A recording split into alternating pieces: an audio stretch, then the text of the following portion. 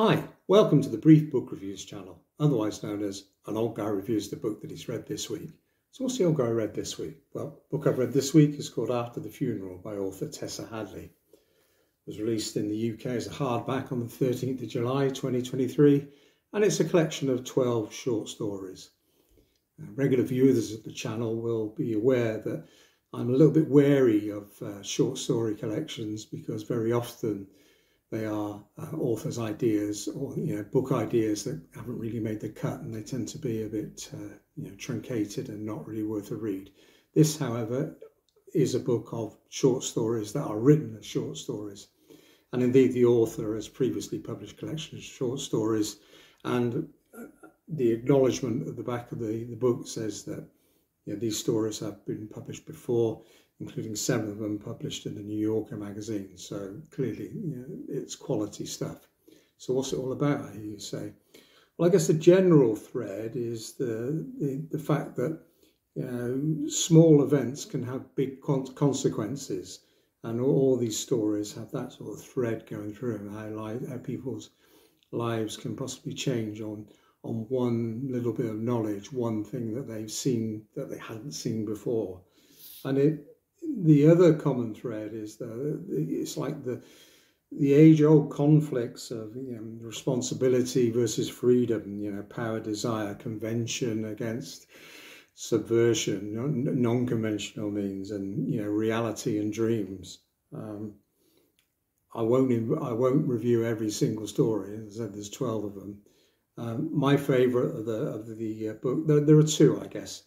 The 12 stories, the 2 I like the best were the first and the last. So the first story is called, as the title indicates, After the Funeral. It's a story of a mother and her 2 daughters. Her husband, their father, has died of a heart attack. He's an airline pilot.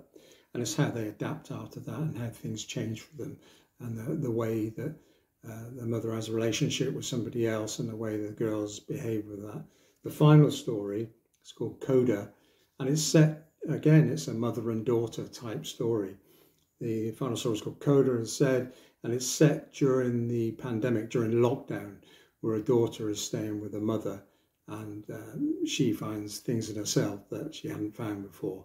I'm sure it won't be the first story written about lockdown, but again, that's a good story. So I enjoyed both of those 2. There are a couple of other stories that are worth an honourable mention. He says, checking his notes. One's called Cecilia Awakened, story about a teenage girl that goes on holiday with her parents, suddenly realises that they're not all what she thought they might be. And while she's on holiday, she realised that not everybody thinks tourists are the best thing since sliced bread. So it's called an awakening, and it's a very well-written story. That was another enjoyable one. Another one's called The Other One, story of a lady called Eloise. And it turns out that many, many years after her father died in a car crash, she comes across another lady that was involved in the car crash, i.e. his lover. So another 2 good stories. So 12 stories. First and the last I thought were very good. Ones I've mentioned, Cecilia Awakened, the other one, very good.